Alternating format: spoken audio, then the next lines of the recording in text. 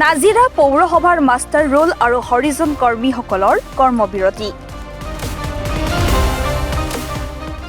5 দফীয়া দাবী কাৰ্যকৰী নকৰাৰ প্ৰতিবাদ।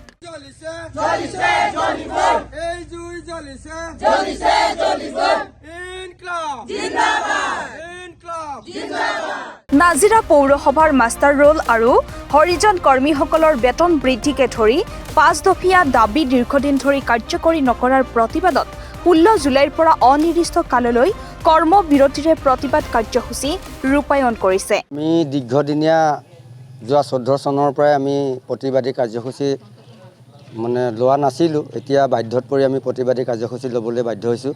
কাৰণ আমাৰ 5টা দাবী আছিল। সেই 5টা দাবী গত বৰ্ডে আমাক কিছু কৰি আমাক সকাহ দি ৰিজলিউশ্যনত কৰি পেলাই লিখি থৈ গ'ল। সেইকেইটাও ফলৱতী কৰা নাই। 1 নম্বৰতে আমাৰ এই প্ৰাপ্য আমাৰ দৰমহা আমাৰ বৃদ্ধি কৰিব লাগে।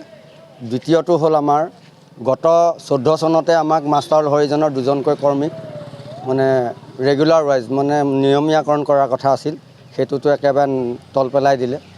আৰু তৃতীয়টো হ'ল আমাক এই যোৱা বৰ্ডখনৰ আমাক কিছু সকাহ দি থৈ গৈছিল। আমাৰ এটা PF কটা আৰু এটা ইঞ্চুৰেঞ্চ খোলা, সেইকেইটাও নকৰিলে। লগতে আমাৰ এককালীন এটা সাহায্য ৰিটায়াৰমেণ্টত দিয়া যায়। সেই ৰিটায়াৰমেণ্টৰ পইচাটো আজিলৈকে আমাৰ 2-এজনে পোৱাও নাই ৰিটায়াৰ হৈ যোৱাৰ পিছত।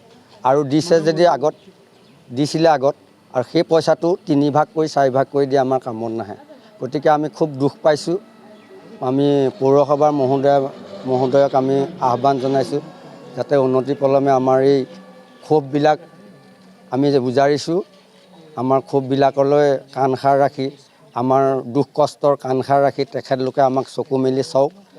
কাৰণ যিহেতু এতিয়া কালি বস্তু বজাৰত ইমান চৰা দাম, আমাৰ ল'ৰা ছোৱালীকো আমি শুনাবলৈ অকণমান কষ্ট পাইছোঁ।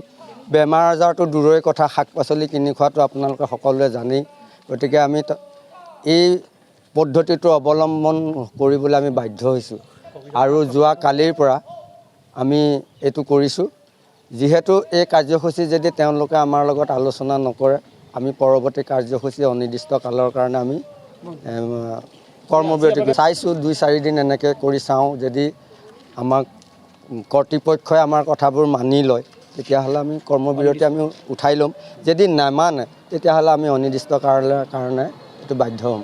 নাজিৰাৰ পৰা যদুমণি হাজৰিকাৰ ৰিপৰ্ট, দি নৰ্থ ইষ্ট।